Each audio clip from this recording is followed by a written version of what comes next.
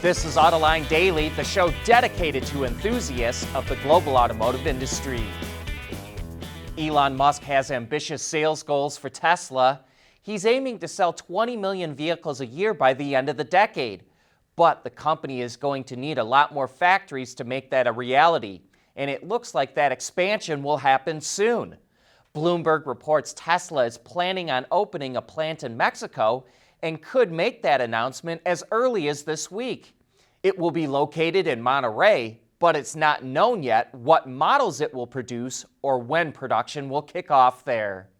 And speaking of Tesla production, the automaker is building vehicles at its plant in Germany at a slower pace than it originally planned. The factory produced 3,000 Model Ys last week, short of the 5,000 to 10,000 vehicles it was targeting by the end of the year. While the company has slowly ramped up production, it's still running into red tape in its attempts to expand battery production and logistics operations at that site. And in one last bit of Tesla news, Pepsi said it plans to roll out 100 Tesla semis next year to transport chips and beverages. They'll first be deployed in California before expanding to the central U.S. and then the East Coast.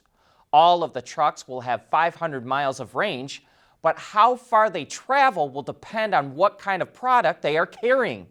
Because of the lighter load, trucks transporting chips will drive up to 425 miles, but trucks transporting beverages will initially travel on 100-mile routes since they have a heavier load.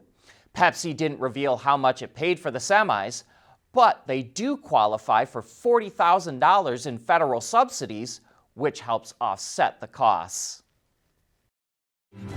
At Schaeffler, we pioneer motion. Electrifying mobility, manufacturing smarter, reducing CO2 emissions, making energy production clean. Schaeffler pioneers motion to advance how the world moves.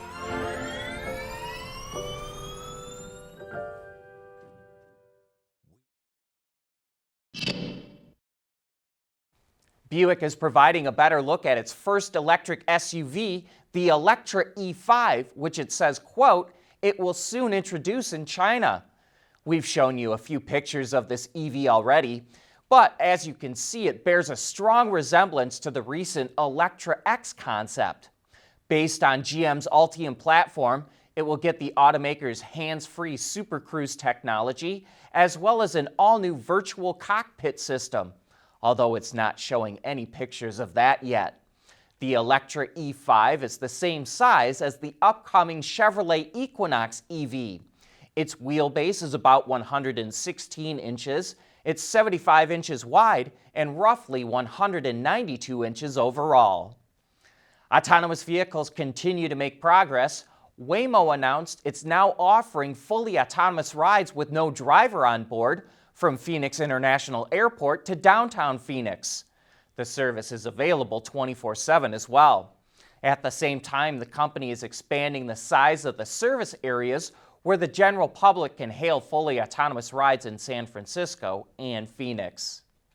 But things aren't looking good for AV startup TuSimple. Earlier this month, we announced that it abruptly parted ways with Navistar on developing Level 4 self-driving trucks. And now the Wall Street Journal says it could have to lay off half of its workforce next week.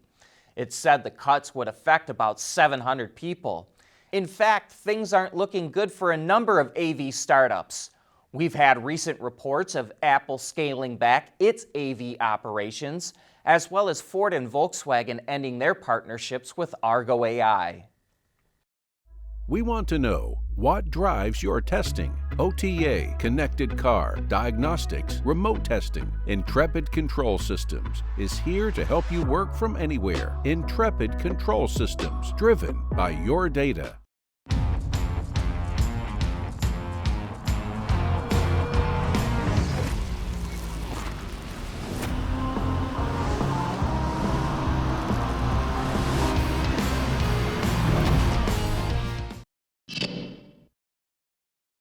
Despite reports of manufacturing issues, Rivian is getting a good bit of news from the IIHS. The agency that crash tests vehicles in the U.S. gave Rivian's electric pickup truck, the R1T, a Top Safety Pick Plus award. In order to earn that, a vehicle must get good ratings in all of its crashworthiness tests, be available with a front crash prevention system that earns an advanced or superior rating, and have good or acceptable headlights on all trim levels. Dogs like EVs better than ICE vehicles. That was one of the conclusions of a recent study by the University of Lincoln in the UK and Car Gurus. They watched video and used biometric data to analyze the results of 20 dogs that took a short 10-minute trip in both an EV and a diesel-powered vehicle. And it looks like they used a Genesis GV70 and VW ID3 for the tests. And based on their observations, dogs laid down longer in an EV, seemed less prone to motion sickness, and had a lower heart rate in an EV. But there is still good news if you have a dog, but not an EV. The study showed that the heart rates in 2/3 of the dogs went down when traveling in both an ICE and electric vehicle. And be sure to join John and Gary for Autoline After Hours this week. They'll be talking about the biggest stories in the automotive world that happened this year, and will also be making their predictions for what will happen in 2023. So be sure to tune in Thursday afternoon for what will be a fun show. But that brings us to the end of today's show, and thanks for joining us today.